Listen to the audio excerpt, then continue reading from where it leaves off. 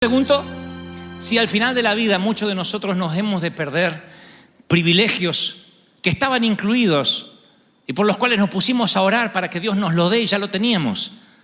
¿Cuántos privilegios Dios nos habrá dado en el paquete que nos perdimos, que no usamos y que en lugar de agarrarlo, tomarlo por la fe, nos pusimos a llorar y a orar para que Dios nos lo dé, o lo que es peor, lamentarnos por no tenerlo? Entonces, cuando el Señor me daba esta palabra, me decía: dile a mi pueblo que hay momentos que hay que orar y hay momentos que hay que obedecer y tomarlo. El saber la diferencia de ese perfecto equilibrio nos hace personas espirituales. Cuando te alistas en el ejército, una de las primeras cosas que aprendes es: obedece las órdenes. En el ejército uno no va a tratar de imponer su forma, sus maneras. Te dicen qué entrenamiento debes hacer, a qué hora te tienes que levantar, cuando comes, a qué hora te acuestas, y por órdenes se rige todo el ejército, y cualquiera que no obedece, inmediatamente se lo castiga con prisión. No se debate, no se consulta con el soldado, porque se dice en códigos militares, y lo leeré literalmente como está escrito, que un soldado, por ejemplo de los Estados Unidos de América, forma parte de una operación mucho más grande que sus propias decisiones, y el ejército es el único que decide. Y nosotros ya no somos civiles. La Biblia dice, el apóstol dice que sufrimos necesidades como buen soldado de Jesucristo. También estamos en un army espiritual. Y hay cosas para las cuales tenemos que obedecer y hay cosas para las cuales tenemos que orar, pero no siempre, como alguna vez prediqué, hay que orar por todo. Diré esto aunque no suene espiritual: no siempre hay que orar por todo. Hay cosas por las que tenemos que orar y hay cosas por las que simplemente tenemos que obedecer sin pasar por la oración. Y de eso quiero hablarles. ¿Cuántos quieren escuchar esto? Díganme amén. Porque a veces por ahí, hoy sales diciendo: pero al final yo estaba orando por algo que no debí orar. Al final yo estaba capaz clamando o ayunando por algo que no tenía que orar, ni clamar, ni ayunar. Solo tenía que tomarlo. Y hay otras cosas que quieres tomar para las cuales tienes que orar. Por eso la diferencia es determinante. Y la palabra que Dios me decía: dile a mi pueblo que a veces hay que orar y a veces hay que obedecer. Y para esto quiero plantear dos cosas que son muy sencillas y que todo el mundo va a entender. Una es que en el ámbito natural hay leyes gubernamentales. Hay una ley escrita, de la cual de allí se desprenden las reglas de tránsito, las reglas de convivencia, las reglas contra la delincuencia. Si las quebrantas, tienes consecuencias. ¿Cómo se regulan esas leyes? A través de las autoridades judiciales. Todos sabemos esto. Desde cruzar una luz roja, un semáforo con la luz roja, te llega el ticket correspondiente. Si robamos y te descubren o nos descubren, vamos a la cárcel, hay penas. Esas son las leyes gubernamentales. Y existen en el ámbito natural y existen en el ámbito espiritual. ¿Cuáles son las leyes gubernamentales en el ámbito espiritual? El decálogo, los 10 mandamientos. Si robo, tendré mi consecuencia. Si miento, tendré mi consecuencia. Son las leyes con la debida pena que voy a pagar, la consecuencia, aunque reciba el perdón. Pero todas las leyes espirituales están puestas allí en el decálogo, en los 10 mandamientos. Leyes que funcionan igual que las leyes de la Constitución Nacional. Y después, y si las quebrantas, se llama pecado. Después están las leyes irrefutables de la naturaleza. Esas no las escriben los jueces. Son las leyes de la naturaleza. La ley de la gravedad, por ejemplo, donde si yo arrojo algo, se cae. Y si mañana el Senado de la Nación saca una ley que dice que se anula la ley de gravedad, eso no va a cambiar. Una ley natural que no la puede cambiar ni puede interferir mano humana. La ley de gravedad va a existir porque es una ley irrefutable de la naturaleza. Y así como se aplican en el ámbito natural, también se aplican en el ámbito espiritual. En el ámbito espiritual también hay leyes irrefutables. Ya no hablamos de los mandamientos, de las leyes gubernamentales espirituales, sino de las leyes irrefutables que no van a cambiar ni para inconversos ni para cristianos. Hay cosas que no hay que orar porque son principios que funcionan por sí solos y tenemos que aplicarlos para que funcionen. Por ejemplo, un principio que es la fe, que nada tiene que ver con orar para tener fe.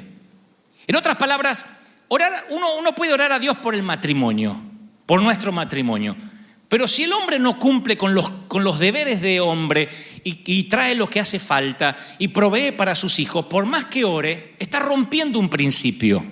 Y por más que diga, Señor, bendice mi matrimonio, la esposa está amargada, lo quiere matar al desgraciado. Y este está orando por una bendición para el matrimonio. Yo puedo orar por mis hijos, pero no me libera de mi obligación como papá.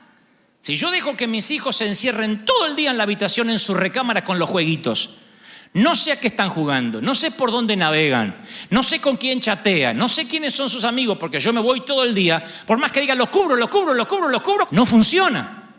¿Por qué? Porque estoy violando un principio que es mi responsabilidad como padre. ¿Estoy siendo claro, sí o no? Yo puedo orar para ser un buen padre, pero hay un principio que dice que no tengo que airar a mis hijos.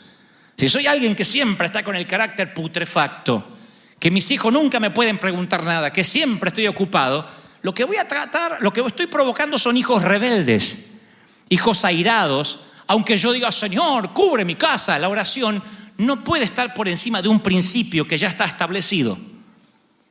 Yo puedo orar que Dios me ayude a salir de deuda, pero no me salva del principio que dice, no debáis a nadie nada.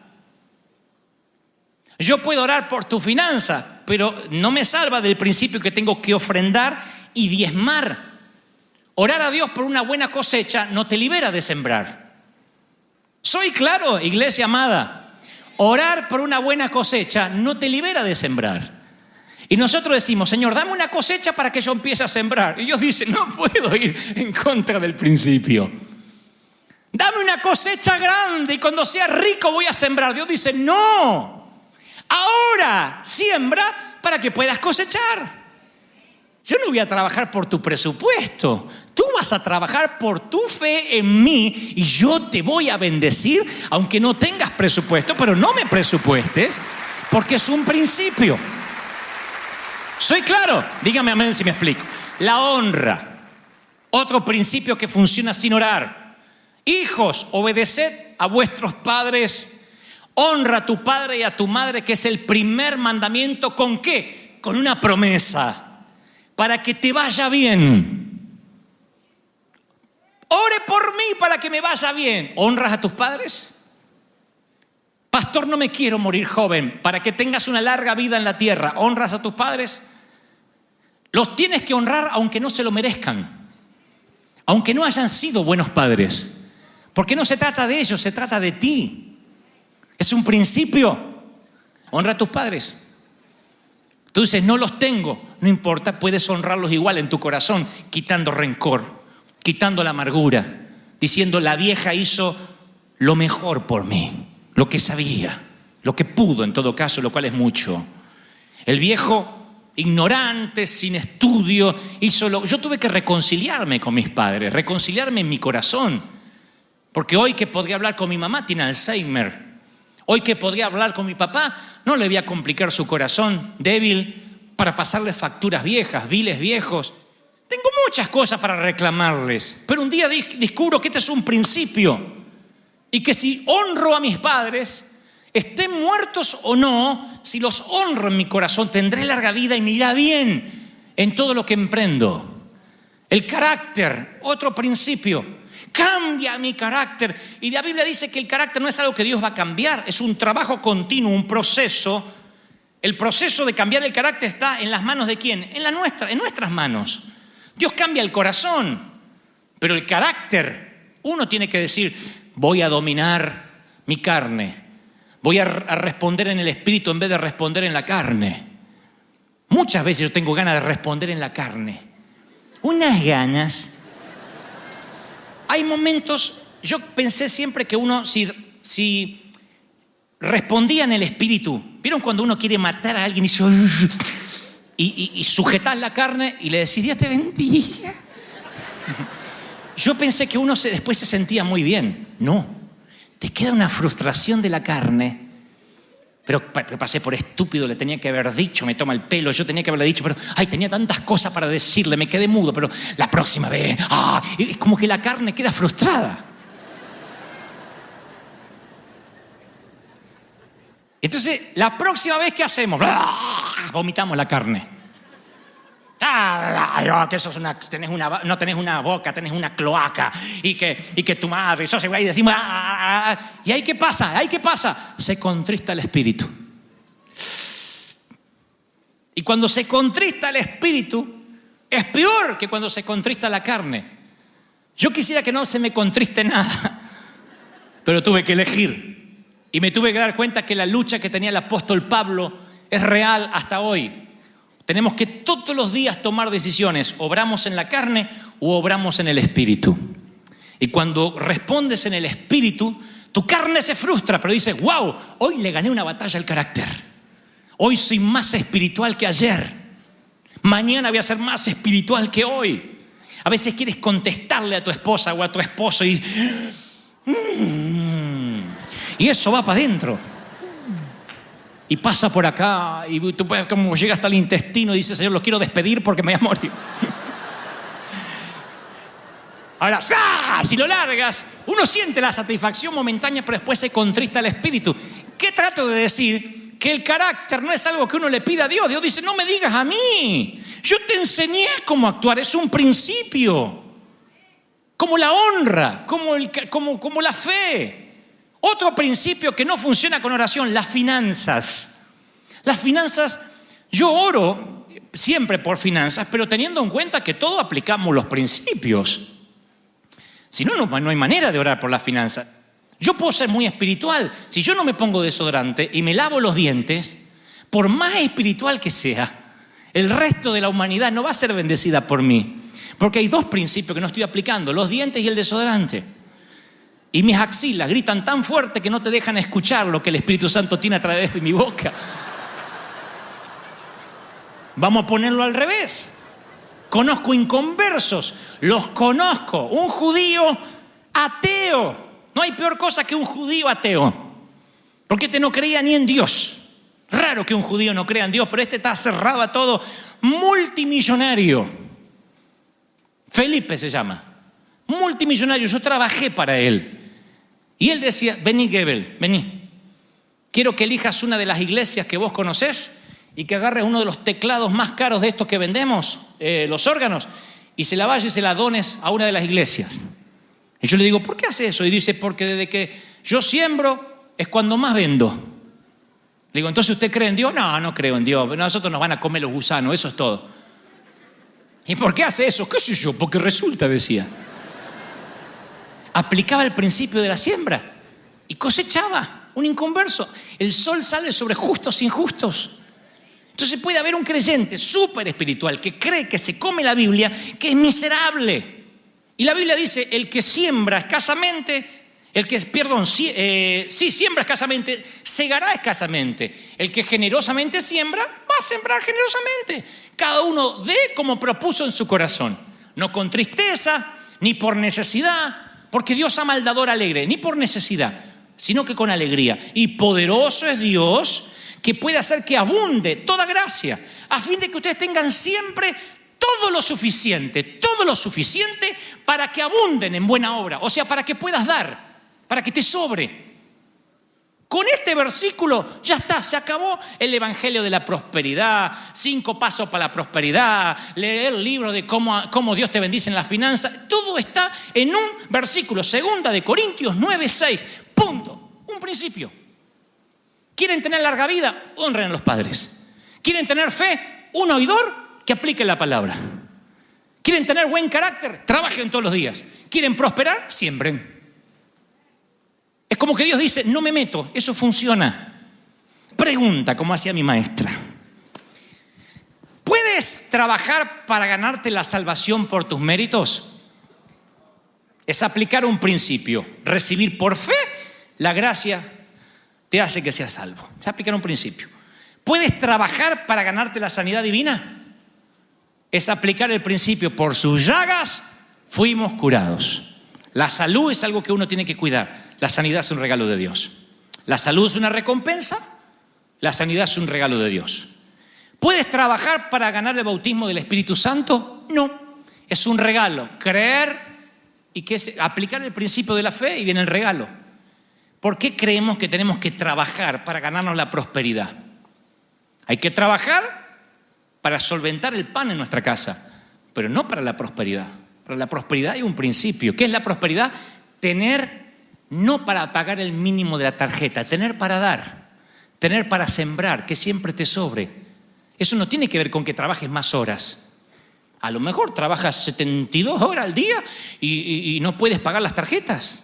Y dice, ¿pero qué me está faltando? Soy esforzado, ¿qué me está faltando? Aplicar un principio que funciona para inconversos y para cristianos. El obedecer, como en el ejército. ¡A vestirse! No te dicen, mire, vístase y después que se vista vamos a comer. Después de comer vamos a ir a la guerra. Tiene que cargar el arma. Te dan una orden. Dios le dice a Abraham, vete de tu tierra y tu parentela. No le dice cuánto va a tardar el viaje, a dónde va a ir, qué tiene que llevar en las maletas. No le dice nada. Vete de tu tierra y tu parentela. Única orden. Y la mujer de Abraham dice, viejo, ¿a dónde vamos? ¿Qué sé yo? Me dijo, vete. ¿A dónde? Vete, ¿a dónde? No preguntaste más. Así son las mujeres, pero no preguntaste más. Me dijo, vete. ¿Pero a dónde nos vamos a ir? ¿A dónde? Vete, vete, vete, vete. ¿A dónde vete? Yo me la imagino a la señora. ¿A dónde vete? Nos vamos allá, a lo más alto del barco. Alguno no entendió, no importa, ahí nos vamos. No le dijo si va a tener plan de jubilación, nada, nada. Porque el Espíritu Santo dice, yo quiero que entiendas que las grandes decisiones del año que viene se van a ver afectadas por el grado de obediencia que tengas ahora con el Señor. Y esos que pasan, envíame a las naciones, a veces Dios le dice en el culto, en el servicio, haz una ofrenda sacrificial ahora. Y le empiezan a pedir 14 reconfirmaciones a Dios. Bueno, pero si esto es de Dios, que venga mi marido y me diga lo mismo. Y que cuando salga de acá, no te pido nada. Digo, una profeta que venga con una media verde y una roja, y esa va a ser la señal de que tengo que dar dinero. Dios dice, ¿y te pensás que te voy a mandar al Congo? Que te voy a dar las multitudes y cuando te estoy mandando algo sencillo, ¿no lo puedes obedecer? Es que obedecer a Dios para algún día, siempre para más adelante, es menos demandante que obedecer para los próximos 10 minutos. Siempre. Bueno, Dios me está pidiendo cosas grandes y hay gente que está dispuesta a obedecer grandes cosas, pero el principio, el aplicar, no. Ahí no, estoy pidiendo la voluntad de Dios. Y ahí es cuando hay un contrasentido. Lo que Dios quiere darte se ve afectado porque no aplicas principios para que Dios te lo dé. Un soltero o una soltera. Dios le dice, yo tengo la persona para ti. Yo la tengo. Ah, sí, Señor, dámela, mándamela. No hay en la Biblia un solo versículo que dice, yo te mandaré tu rubia a tu casa. Y el ganso vendrá a la puerta de tu casa a buscarte y se arrodillará con una alianza. No dice eso nunca la Biblia. Tienes que orar para saber elegir. ¿Cómo uno elige? Saliendo al mercado. Si te encierras a orar en la habitación, dame una novia. ¿Cómo Dios te la va a dar si estás encerrado? Es como aquel que se encierra, dame un trabajo. Si no sales a buscar empleo. Obedecer produce más bendiciones que orar. Me van a matar en YouTube por esto. Pero obedecer produce más bendiciones que inclusive orar. Estoy siendo claro, ¿sí o no? Hay cosas que hay que obedecer. Punto. Yo no puedo orar para que me honren. Yo quiero honra, tengo que honrar. Si al final de la vida termino como un viejo solo, es porque no honré. Vieron que a veces uno ve viejitos solos y dice, qué hijos sinvergüenzas, qué nietos desalmados. No siempre hay hijos sinvergüenza y nietos desalmados, ¿eh? A veces esos viejos solos fueron adultos que nunca honraron, que nunca sembraron. Y cuando quieren juntar a la familia alrededor de una mesa porque se les ocurrió aterrizar, los hijos ya no están ahí. Los nietos ya no están ahí. No siempre los viejitos que están solos, no digo que todos, no siempre los viejitos que están solos están por una injusticia. A veces es porque fue demasiado tarde para sembrar. Yo voy a terminar con esto. Miren, ¿me aguantan unos minutos más? Dígame amén. Vas por la vida cristiana, y de repente se enciende tu zarza. Tu zarza es el llamado. Es una orden que Dios te da. Esa zarza puede venir en forma de hombre, de pastor, de un hermano, de un ser querido, de una palabra en la Biblia, de una canción. La zarza sigue ardiendo hoy de diferentes formas. Ya no es un arbusto que no se quema, pero son palabras que recibes durante toda la semana y sabes que tienes que obedecer. Dios te dice cosas como: haz ese llamado. Escribe el cheque, visita a fulano de tal, levanta el teléfono y ahora contesta. Hay obediencias que son cortitas, que uno en la gimnasia aprende a obedecer. Shh, no respondas, trágate la carne. Responde en el espíritu. Quédate callado, obediencia. Se moldea el carácter, pero la zarza está no para que hagamos un altar en derredor de la zarza, sino para que inmediatamente vayamos a obedecer. Arde la zarza.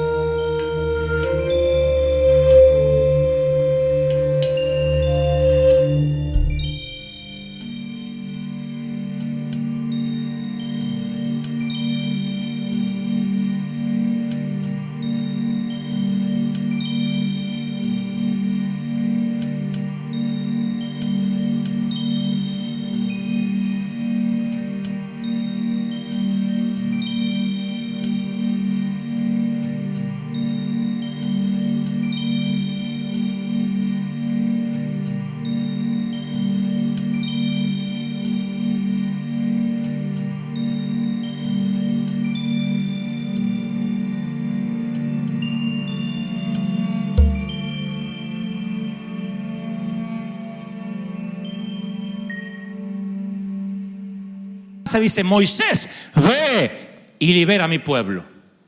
Es una orden. La zarza es una orden. La zarza no conmueve a los inconversos. La zarza es una orden para nosotros.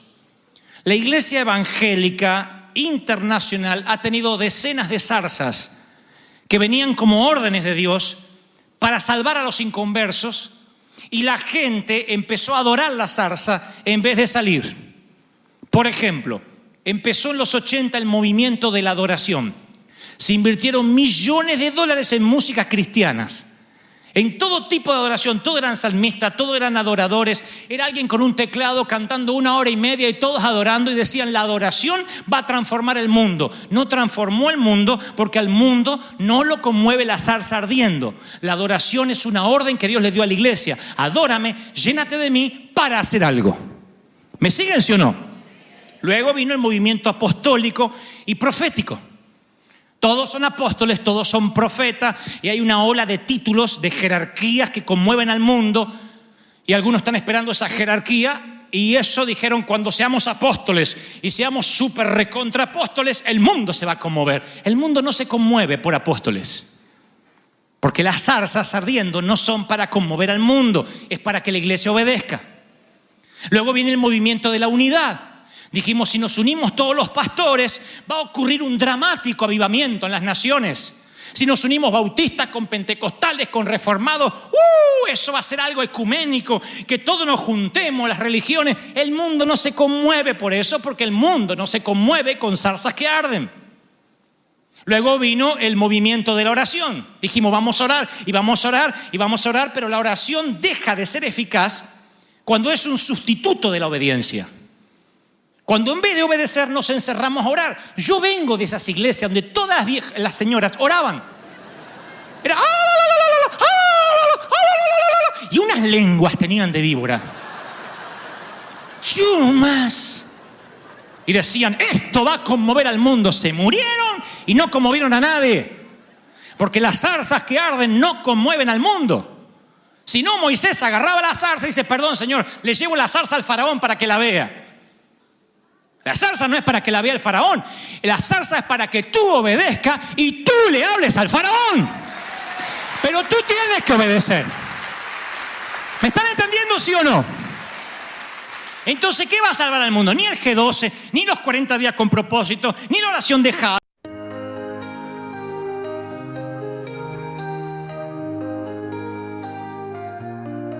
In the neon twilight, where the shadows play, I'm drifting on echoes in a timeless way, with a heart full of mystery and a soul so keen. I'm dancing through layers in this haunting scene. Melodic whispers, like a distant tide. In this experimental rhythm I'm hit by a symphony of dreams in an indie rock scene. In this late dance where my heart's been, all lost in the music, in the synthwave dream, with a classic tune that I can't quite seem. Lay a female voice in the alt rock light, in this haunting song where dreams ignite.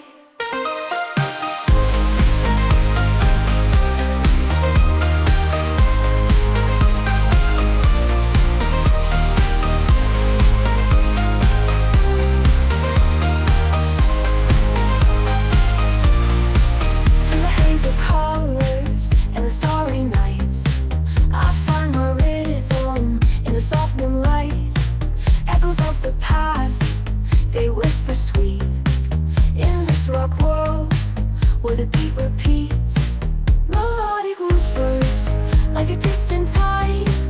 In this experimental rhythm I'm hit by a symphony of dreams in an indie rock scene. In this late dance where my heart's been, all lost in the music, in a synthwave dream, with a classic tune that I can't quite seem. Lay a female voice in the alt rock light, in this haunting song where dreams ignite.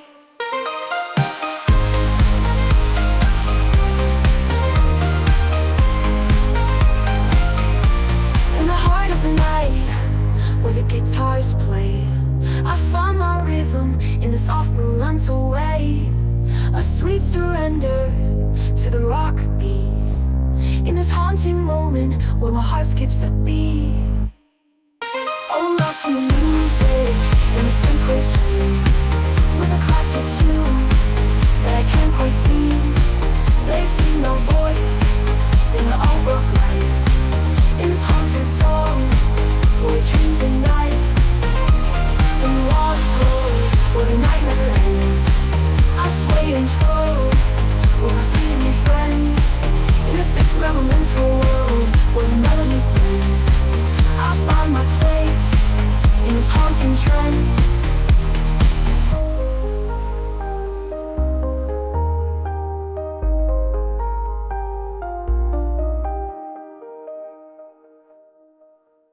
sabes, ni el último mover, ni los apóstoles. ¿Qué hay que hacer? Jesús no dijo oren. Jesús no dijo adoren. Jesús nunca dijo pidan perdón por la ciudad. No. Jesús dijo, prediquen el evangelio, sanen a los enfermos, echen fuera demonios, resuciten muertos, salgan de los templos. Salgan de los templos. Salgan de los templos, obedezcan.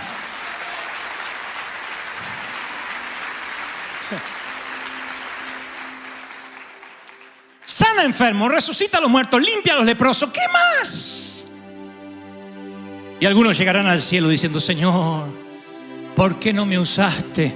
Estaba en la Biblia, sonso. Te dije que lo hagas. Yo pedí reconfirmaciones. ¿Por qué pedías reconfirmaciones? ¿Saben cuántos pobres miserables que van a llegar al cielo se van a salvar porque fueron comprados con la sangre, pero que aquí vivieron una vida de deudas, de quiebras, de bancarrotas? Cuando lleguen allá le van a decir, Señor, ¿por qué no me prosperaste? Y el Señor te dirá, no tengo nada que ver. Te dejé principios para aplicar. ¿Sembraste? ¿Sembraste abundantemente o escasamente? Es que yo esperaba que me bendijeras. ¿Cómo te voy a bendecir si no sembraste? Otros van a llegar muy jóvenes al cielo. ¿Por qué no me dejaste vivir más tiempo? Pudiste tener larga vida. ¿Honraste a tus padres? Principios. Principios. El Señor me dijo, dile a mi pueblo, abre la iglesia a las 24 horas. Y yo le dije, Señor, ¿qué vamos a hacer? Predica. Enseña.